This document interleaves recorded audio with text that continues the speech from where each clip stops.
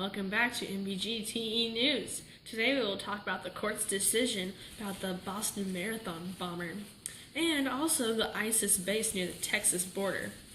Do I hear that? Hillary Clinton's in town? Yes, she will be coming to the metro and focusing on business. Now we go to Bailey about the Boston Marathon bombing trials.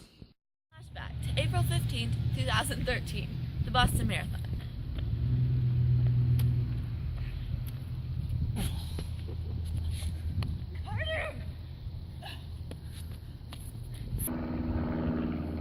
Dzhokhar Tsarnaev, Boston Marathon bomber, is currently in prison. He will be put on retrial for capital punishment. Dzhokhar's brother, Tamerlan, died from gunshot wounds earlier. The two brothers are responsible for multiple deaths and a lot of injuries for the bombing. The marathon was back on April 15th, 2013. Take us back to the day of the marathon. Where were you when the bomb went off and what did you see? I started running about 10:30 a.m. I have been training for the race forever.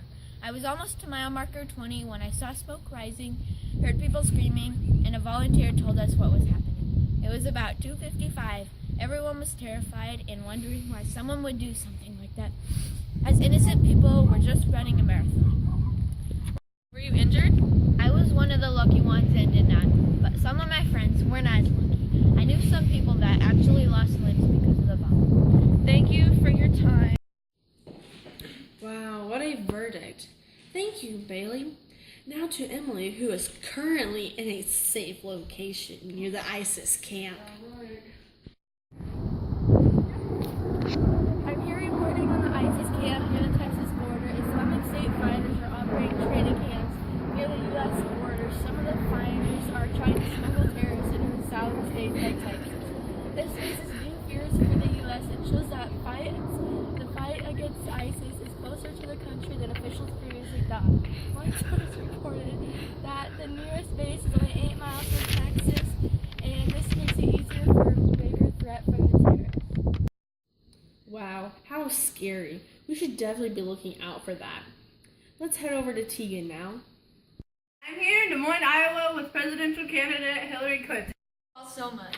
We love you, Hillary! That was a walk down memory lane. So many years, so many hairstyles. It's wonderful to be with you tonight. It is a job for me to give all the people the opportunity to live up to their potential. I know there are people who roll their eyes when they hear me speaking about women's issues, but it is America's issues. It is time for a woman to lead, and who better to do it than me? The stakes couldn't be higher for America. Now let's go forth and win some elections.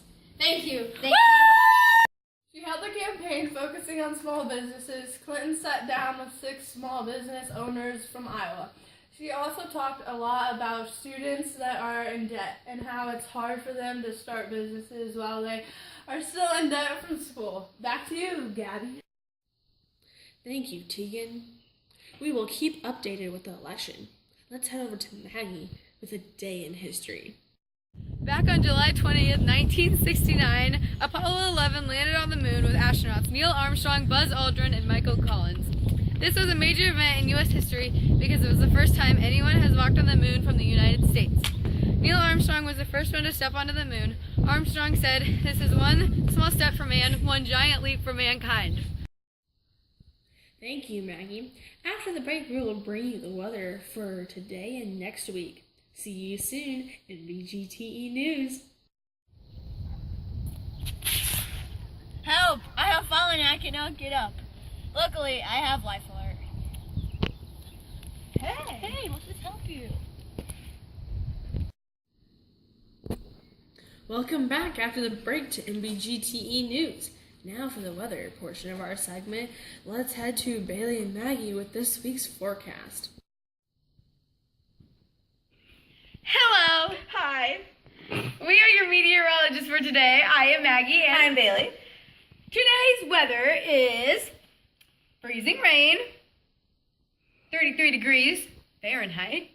There's an overcast and there's 35-mile-per-hour winds. Not too much wind, but just enough to knock your hat off. For tonight's weather, let's go to Bailey.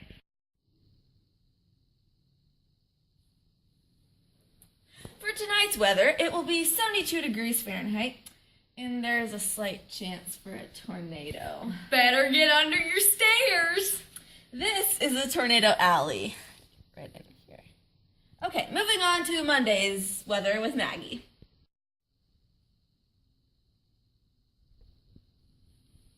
Monday's weather will be 52 degrees Fahrenheit.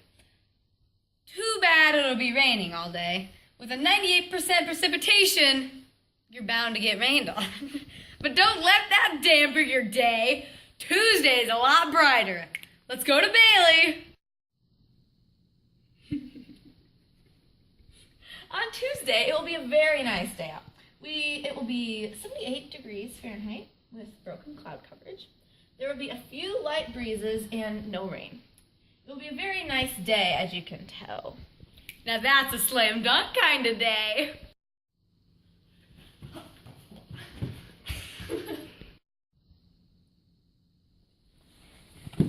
Now on Wednesday, it's not going to be so nice of a day. It will be, 63, which isn't too bad, but we will experience some hail. Ugh. With 29-mile-per-hour winds, it might be a bit windy, but we can get through the day together. On Thursday, we will have a very nice day outside with 81 degrees. So make sure you get outside with your friends and enjoy the day. Yes!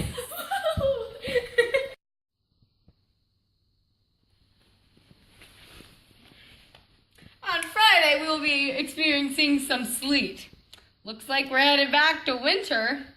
With 29 degrees Fahrenheit and overcast clouds, looks like a pretty bad day. Talk about missing your layup.